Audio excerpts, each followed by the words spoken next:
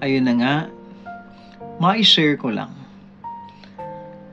Gagawin ko tong video na to para lang in honor at bibigyang pugay ang nanay ko. Hindi naman niya birthday actually, matagal pa birthday ng nanay ko.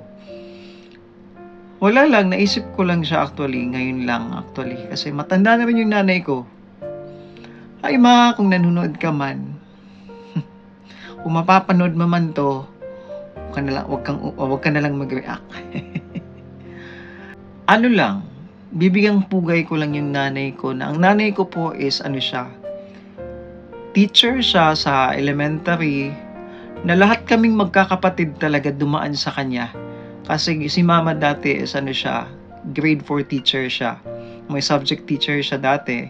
Tapos ngayon namalagi na lang siya sa clinic na siya na-assign. Subject teacher na lang din siya. Wala lang, gusto ko lang ipaabot sa nanay ko na, kasi yung nanay ko kasi magre-retire na yung nanay ko by the end of this year.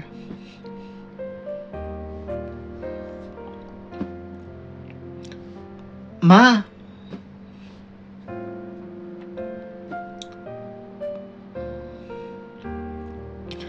I'm so proud of you, of what you become.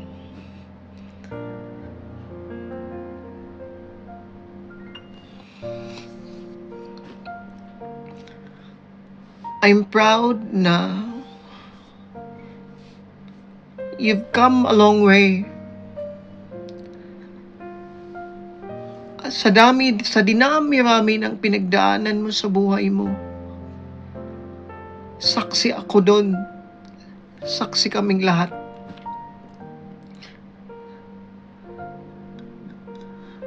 I just want you to know na whatever happens sa retirement mo, alam ko nag-worry ka. Worried ka talaga kasi hindi mo alam saan ka pupunta. Hindi mo alam anong gagawin mo after ng retirement mo. Don't worry. I'm always here. Parte ka sa lahat ng plano ko kung saan ako pupunta. Hindi ako vocal man na always ako nagsasabi na love kita. Hindi ako vocal, but I know from your heart and I know you know na you've been a big part of me. Na wherever I am, ano man yung ginagawa ko,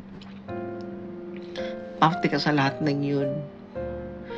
I'm so proud na sa 30 plus of years na service mo sa pagiging teacher mo, it may come to an end.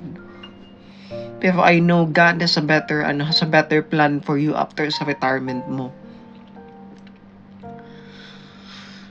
I hope na as you retire,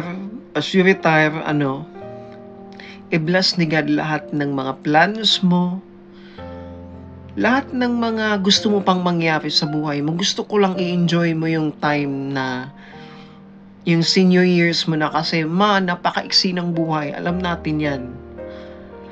Ang dami kong na-realize sa sobrang dami ng taong nawala na kilala ko, mga kaibigan ko, mga taong relative natin.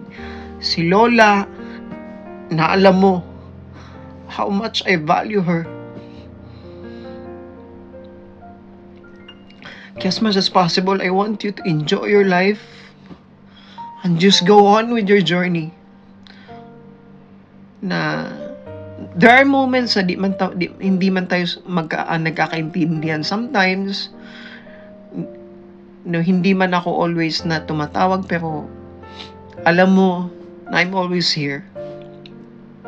And I want you to know that I'm always here. Na whatever happens, I'm always here. Hanggat kaya ko, wala naman akong anak, wala akong asawa, wala akong pamilya. I'm always here. And I want you to know that. Kaya don't worry. Whatever your plans ahead, push natin yan. Basta, I wish you well on your retirement, Mader. I wish you well sa imong retirement. Nga, kay hapit naman yun na, few more months, a month or two na lang. And as you arrive on that end of your journey sa imong pagka-teacher, don't take it so personal na na mamblema ka. Just take it slow. And again, uulitin ko, Mother, I'm always here. And you know I love you. Love, ma. And I wish you well.